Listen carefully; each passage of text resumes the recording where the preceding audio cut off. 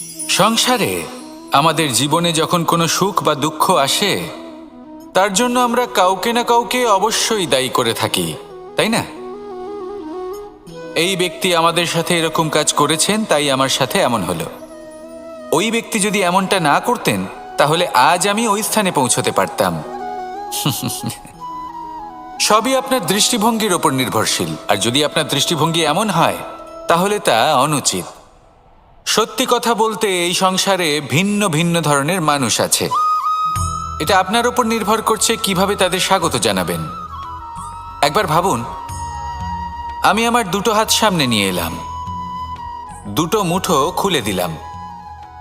দুই প্রকারের মানুষ আসবেন, কিছু না কিছু দিয়ে যাবেন। এই মুঠো যদি আমি বন্ধ করে দিই, তাহলে না কেউ আমাকে কিছু দিতে পারবে, না আমার কিছু যাবে আসবে। নিশ্চয়ই বুঝতে পারছেন এই দুই ধরনের ব্যক্তি কারা এবং তারা কি দিয়ে যান। আমি যদি নিজের মুঠো খুলে দিই, তাহলে কিছু ভালো মানুষ আসবেন, আমাকে আনন্দ, সন্তুষ্টি, জ্ঞান প্রদান করে যাবেন, ভালো অভিজ্ঞতা দিয়ে যাবেন। কোনো খারাপ ব্যক্তি যদি আসেন, তাহলে তিনিও খারাপ অভিজ্ঞতা দেবেন, যার থেকে আমি শিক্ষা লাভ করব। এই সব কিছু আমি লাভ করতে পারি। মুঠো যদি বন্ধ করে রাখি, তাহলে আমি কিছুই পাবো না। দেখুন, এই সংসারে প্রত্যেকের জীবনে এইরকম। প্রত্যেকের জীবনে সবকিছুই আছে, ভালো খারাপ দুই মানুষই আছে। ভালো অভিজ্ঞতা আছে, খারাপ অভিজ্ঞতা আছে। নির্ভর করছে আপনার উপর যে আপনি কি করবেন। এনাদের স্বাগত কিভাবে জানাবেন, কার থেকে কি বুঝবেন, কি শিখতে পারবেন, আর কোন দৃষ্টিভঙ্গি নিয়ে অগ্রসর হবেন। এটাই নির্ধারণ করবে যে আপনার জীবন কেমন হবে। আসুন আমার সাথে ভালোবেসে বলুন, রাধা রাধা। জীবনে যখন কোনো ব্যক্তি নিজের লক্ষ্য প্রাপ্তির জন্য নিরন্তর পরিশ্রম করতে থাকেন, চেষ্টা করতে থাকেন, তখন তিনি কষ্ট অনুভব করেন। কখনো শারীরিক কষ্ট, কখনো মানসিক কষ্ট। এবার উনি এটা ভাবতে থাকেন যে আমি কি উচিত করছি নাকি অনুচিত করছি।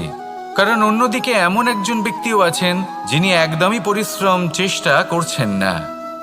তিনি মদিরা পান করেন, বিলাসিতায় জীবন কাটান, অলস প্রকৃতির হয়ে ওঠেন, নিদ্রাতে বিলীন হয়ে থাকেন আর ভাবেন যে তিনি সুখ লাভ করছেন। কিন্তু এরকম কেন হয়? কারণ যখন আমরা সৎ পথে থাকি, উচিত পথে চলি, লক্ষ্য প্রাপ্ত করার জন্য চেষ্টা করতে থাকি, তখন আমাদের ভেতরে থাকা নেতিবাচক শক্তি এবং পাপ এই দেহকে ত্যাগ করে দেয়। আর এই অনুভূতিটাই আমাদের দুঃখের অনুভূতি দেয়, কষ্ট দেয়। এবার সেখানে যদি আমরা কুপথে চলি, অনুচিত পথে চলতে থাকি, তাহলে আমাদের ভেতরে থাকা পুণ্য এবং ধনাত্মক শক্তি আমাদের দেহ ত্যাগ করে দেয়। আর এই অনুভূতির কারণেই আমরা সুখ অনুভব করি। কিন্তু কখনো ভাববেন যে এই সুখ বেশি সময় পর্যন্ত থাকে না। সেই জন্য সবসময় মনে রাখবেন, যদি আপনি জানেন যে এটাই আপনার লক্ষ্য, এটাই উচিত পথ, শুভ পথ, তাতে নিরন্তরভাবে এগিয়ে যেতে চেষ্টা করতে থাকুন। এই কষ্ট আপনাকে সুখের পরাকাষ্ঠায় কখন পৌঁছে দেবে তা আপনি জানতেই পারবেন না। আসুন আমার সাথে ভালোবেসে বলুন, রাধা রাধা।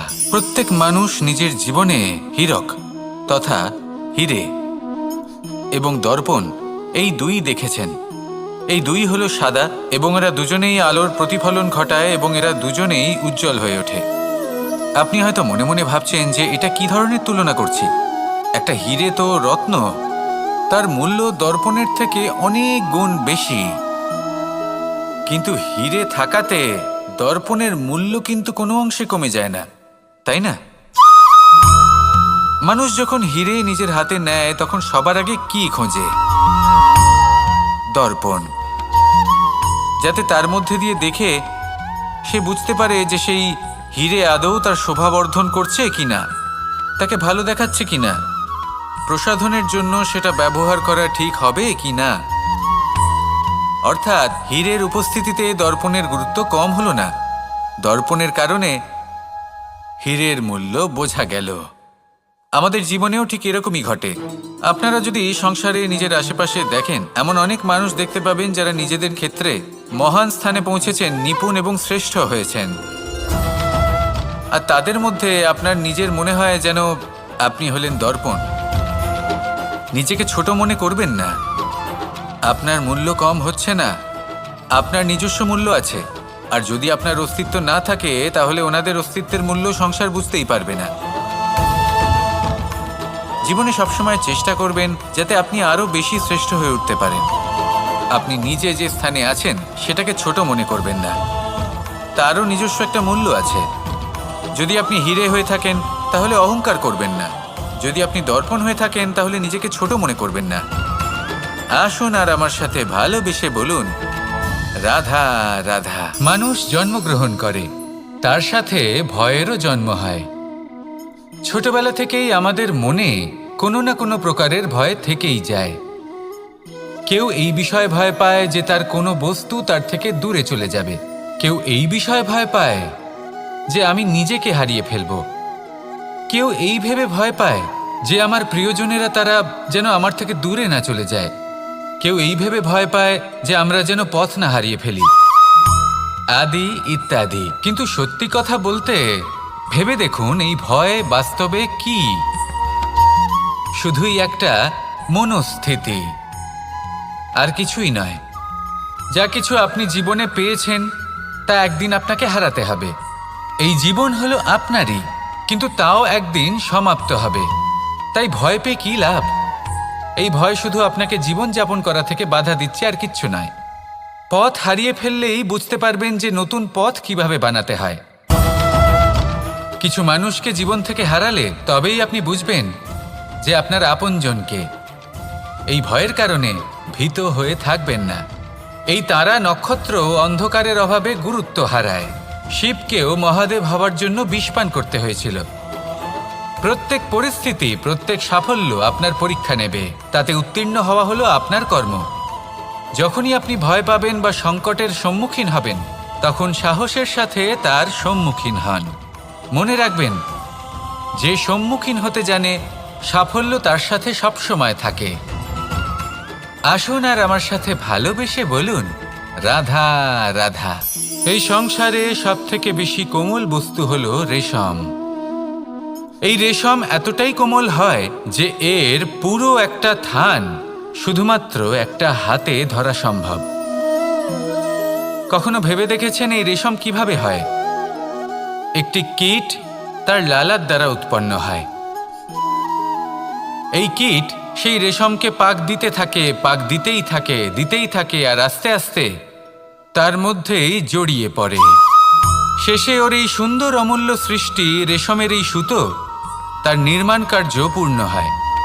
কিন্তু তাতেই ও নিজে বন্দী হয়ে যায়। নিজেরই মায়াজালের এই বন্দী গৃহে নিজেই ফেঁসে যায়। এবার এই সুতোকে ব্যবহারযোগ্য করে তোলার জন্য এই কীটগুলিকে এই কবচের সাথেই ফুটন্ত জলে ফেলে দেওয়া হয়। এই সংসারে যদি আমাদের স্বপ্ন এই সংসারের দুঃখ হরণ করার জন্য, এই সংসারে সুখ বিতরণ করার জন্য হয়, তবেই আমাদের প্রগতি সম্ভব। যদি আমাদের এই স্বপ্ন শুধুই আমাদের এবং আমাদের স্বার্থসিদ্ধির জন্য হয়, তাহলে এই স্বপ্ন আমাদের অন্ধ করে দেবে, আমাদের অন্ধকারের পথে নিয়ে যাবে, আর আমরাও সেই কীটের মতো হয়ে যাব। নিজেদেরই মায়াজালে আমরা নিজেই ফেঁসে যাব, আর শেষে আমরা যদি কিছু লাভ করি তা হবে একাকিত্ব, অন্ধকারময় মৃত্যু। তাই স্বপ্ন অবশ্যই দেখুন, কিন্তু এমনভাবে স্বপ্ন দেখবেন না যে তার এই বন্দিগৃহে আপনি নিজেই ফেঁসে গেলেন। স্বপ্ন দেখুন পরোপকারের, পরমার্থের, সবাইকে উদ্ধারের, অন্ধকারের নয়। তবেই কল্যাণ হবে, আর তবেই এই হৃদয় প্রসন্ন হয়ে বলবে, রাধা রাধা। মানুষ যখন এই সংসারে প্রবেশ করে, অর্থাৎ জন্মগ্রহণ করে, তখন নিশ্চিন্তে থাকে, আনন্দে থাকে। কিন্তু যেইমাত্র তার মধ্যে বোধশক্তি আসে, তখন সে চিন্তা করতে শুরু করে। চিন্তা ভবিষ্যতের, সেই সমস্ত বিষয় নিয়ে চিন্তা করে যা ওর হাতে নেই। তারপর বড় হয়, বিবাহ সম্পন্ন হয়, গৃহস্থ জীবন যাপন করে, তারপর আবার চিন্তায় মগ্ন হয়ে যায়। ভাবে, এই যে আমার পরিবার, আমি কি ঠিকমতো তার খেয়াল রাখতে পারছি? কাল যখন আমি এই সংসার থেকে চলে যাব, তখন আমার এই পরিবারের দেখাশোনা কে করবে? শেষ পর্যন্ত এই পরিবার তো আমারই উত্তরদায়িত্ব। যাক, আপনাকে একটা প্রশ্ন করি। এই সংসারে আসার পূর্বে আপনি কি এই প্রশ্ন করেছিলেন, এটা ভেবেছিলেন যে আমাকে ছাড়া এই সংসার কিভাবে চলবে? করেননি, তাই তো? তাই আপনার এটা নিয়ে দুশ্চিন্তা করার প্রয়োজন নেই যে আপনি যখন এই সংসার ত্যাগ করে চলে যাবেন তখন কি হবে। আপনি যখন ছিলেন না তখনও এই সংসার চলছিল, আপনি যখন এই সংসার ত্যাগ করবেন তখনও এই সংসার চলতে থাকবে। যদি কোনো বিষয়ের প্রভাব থাকে তা হলো আপনার আজকের তথা বর্তমানের কর্ম, অর্থাৎ আজ আপনি কি করছেন, কার জন্য মঙ্গল করছেন, কাকে প্রেরণা দিচ্ছেন, কাকে সাহায্য করছেন, কোন উদাহরণ প্রস্তুত করছেন। আপনি এই সংসারে যে ছবি অঙ্কন করবেন সংসার সেটাই মনে রাখবে। তাহলে শুধু সৎকর্ম করুন, মঙ্গল করতে থাকুন, আর আমার সাথে ভালোবেসে বলুন রাধা রাধা। একবার একটা শেয়াল বনে বিচরণ করছিল। ও একটা ছোট্ট শাবক দেখতে পেল। ও ভাবলো আজ একেই আমি খাবার হিসেবে গ্রহণ করব। আশেপাশে দেখলেও কেউ দেখছে না তো, কেউ ছিল না, আর সেই শাবকের ওপর আক্রমণ করল, যা হলো একটা ঘোর অপরাধ। বনের নিয়ম অনুসারে আপনি কখনোই শাবকের ওপর আক্রমণ করতে পারেন না। তারপর এই খবরটা যখন রাজা সিংহ জানতে পারলেন, সভার আয়োজন করলেন। কিন্তু সেখানে শেয়াল বলল, আমি তো এরকম কিছু করিনি। কিন্তু যদি আপনি এরকম বলেন, কোনো প্রমাণ দিন, এর কোনো সাক্ষী আছে?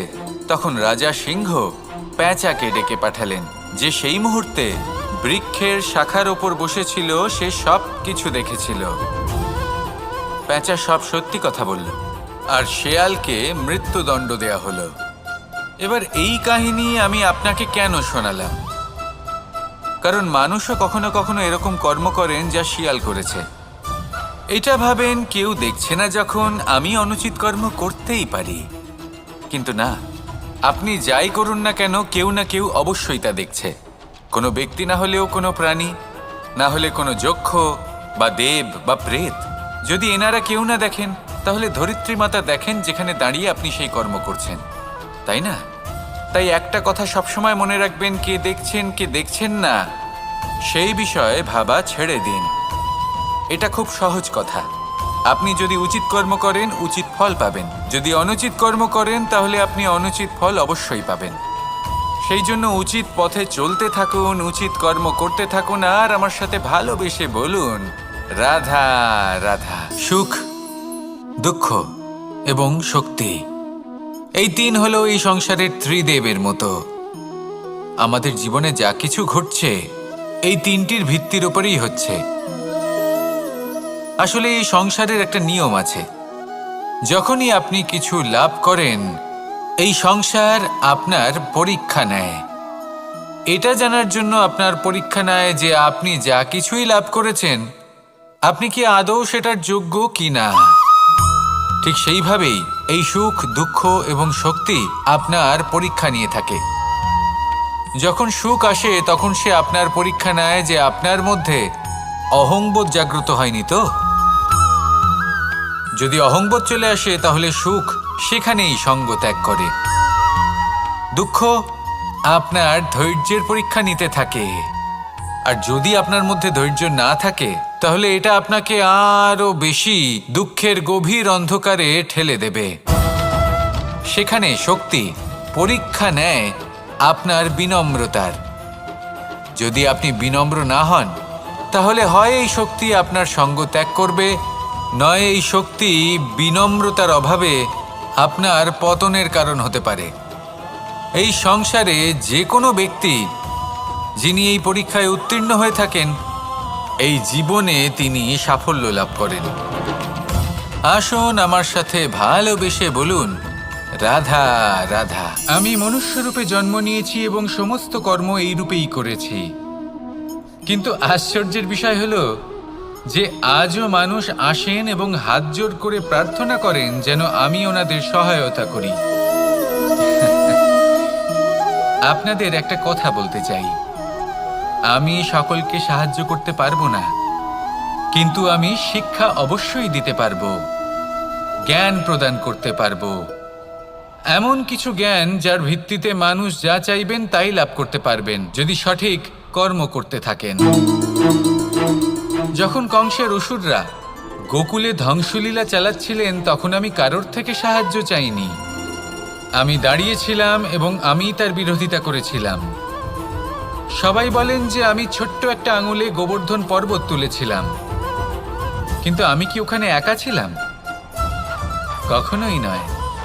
আমার সাথে অসংখ্য গোকুলবাসী, অসংখ্য বর্ষণাবাসী ছিলেন, নিজের হাতে একটা লাঠি নিয়ে। ওনাদের মনোবল, ওনাদের আশীর্বাদ আমার সাথে ছিল। মহাভারতে আমি শুধুই শিক্ষক ছিলাম, আমি শুধুই শিক্ষা দিয়েছি। লক্ষ্য সাধন করেছে অর্জুনই, যুদ্ধ করেছে অর্জুনই এবং জয়ীও হয়েছে অর্জুনই। আমি শুধুই শিক্ষা দিতে পারি। অবশেষে আপনাকে শুধু এটুকুই বুঝতে হবে যে ঈশ্বর সবকিছু করতে পারেন না, করতে হবে আপনাকে। ঈশ্বর আপনাকে আশীর্বাদ করতে পারেন যে কাজ আপনি মন থেকে করবেন সেটা অবশ্যই পূরণ হবে। সেই জন্য নিজের লক্ষ্যের পথে এগোতে থাকুন। চেতনা, বিবেক এবং পরিশ্রমের দ্বারা আপনার যা যা স্বপ্ন আছে, যা লক্ষ্য আছে, আপনি অবশ্যই লাভ করবেন। আর এই মন সুপ্রসন্ন হয়ে বলবে, রাধা রাধা। ভোজন। এই সংসারে যেই হোক না কেন, কোনো মানুষ হোক, কোনো প্রাণী হোক, কোনো কীট হোক বা কোনো বনস্পতি হোক, প্রত্যেকের জন্য ভোজন অতি আবশ্যক। কারণ ভোজন থেকেই শক্তি পাওয়া যায়, আর সেই শক্তি দিয়েই সংসারের, আমাদের জীবনের সমস্ত কার্য করা যায়। এবার এমন এক ধরনের শক্তি হয় যা শীতের ঋতুতে সূর্য থেকে আমরা পেয়ে থাকি, আর আরেক ধরনের উত্তাপ হয় যা দিয়ে ভোজন রান্না করা হয়, সুস্বাদু নানান ধরনের ভোজন। এবার অত্যন্ত গুরুত্বপূর্ণ হলো যে ব্যক্তি সেই ভোজন বানাচ্ছেন তার মানসিক পরিস্থিতি এবং সেই ব্যক্তি যিনি ভোজন গ্রহণ করছেন তার মানসিক অবস্থা। যখনই আপনি ভোজন বানাচ্ছেন তখন ভালোবাসার সাথে কাজটা করুন, ধন্যাত্মক ভাব নিয়ে, সৎ ভাবনার সাথে। কারণ আপনার এই মানসিক স্থিতি শক্তির আকারে সেই খাদ্যের সাথে মিলেমিশে যায়। আর যখনই আপনি ভোজন গ্রহণ করছেন তখন সদ্ভাবনার সাথে, প্রসন্নতার সাথে গ্রহণ করুন, ধন্যাত্মক ভাব নিয়ে। যদি আপনি প্রসন্নতার সাথে রান্না করেন, প্রসন্নতার সাথে খাদ্য গ্রহণ করেন, তাহলে আপনি প্রসন্নই থাকবেন। আর মন সুপ্রসন্ন হয়েই বলবে, রাধা রাধা। দীপাবলি আমাদের সবথেকে বড় উৎসব। শ্রীরাম রাবণকে পরাস্ত করে 14 বছরের বনবাস কাটিয়ে আবার অযোধ্যায় ফিরে এলেন অমাবস্যার রাত্রে। অযোধ্যায় সবাই খুব প্রসন্ন ছিলেন, খুবই উৎসাহিত ছিলেন। অযোধ্যায় সহস্র প্রদীপ প্রজ্বলিত করা হয়েছিল এই উৎসবে। একে আমরা দীপাবলি বলে থাকি। এবার এই বিষয়ে আমরা সকলে জানি। আপনি কি এটা জানেন যে শ্রীরাম বাস্তবে অমাবস্যার এক রাত আগেই অযোধ্যায় পৌঁছে গেছিলেন? সবার সামনে অমাবস্যার রাতে এসেছিলেন। এর কারণ কি? শ্রীরাম প্রমাণ করতে চেয়েছিলেন যে যে কোনো সময়, দিন হোক বা রাত, শুভ বা অশুভ হয় না। শুভ অশুভ কিছু থাকলে তা হলো মানুষের চিন্তা, তার ভাবনা, তার নির্বাচন আর তার কর্ম। নিজেই দেখে নিন, শ্রীরাম শুভ কাজ করে ফিরেছিলেন এবং অমাবস্যার মতো গভীর এক রাত্রিকেও দীপাবলিতে পরিবর্তিত করেছিলেন। এমনটাই যদি আমরা করতে পারি, তাহলে এমন কোনো গৃহে যান যেখানে অসহায় ব্যক্তি রয়েছেন, যা অন্ধকারাচ্ছন্ন, আর সেখানে প্রকাশ প্রজ্বলিত করুন। প্রকাশ সহায়তার, প্রেরণার, আশার। যদি এমন কিছু আমরা করতে পারি তাহলে তাকে প্রকৃত অর্থে দীপাবলি বলা যেতে পারে। তাহলে নিজের পরিবারের সাথে দীপাবলি পালন করুন। আপনাদের শুভেচ্ছা জানাই। আসুন আর আমার সাথে ভালোবেসে বলুন, রাধা রাধা। এই শুকনো পাতাটিকে দেখুন, নিষ্প্রাণ হয়ে পড়েছে। কোনো একটা সময় এই পাতাটি একটা গাছের ডালে ছিল। সেই গাছ ওর লালন পালন করত। যখন যখন বাতাস বইত, এই পাতায় কম্পন দেখা দিত, মনকে প্রফুল্ল করে তুলত। কোনো একদিন এই পাতা গাছের ডাল থেকে ঝরে পড়ে গেল। নিঃসন্দেহে ও নিজের স্বাধীনতা পেল, কিন্তু আস্তে আস্তে শুকিয়ে গেল, নিষ্প্রাণ হয়ে গেল। দেখুন, আমি এই কথা বলছি না যে স্বাধীনতা অনুচিত, কখনোই না। কিন্তু যে কোনো পরিস্থিতিতে স্বাধীন হতে চাওয়া এটা নিশ্চিতরূপে অনুচিত।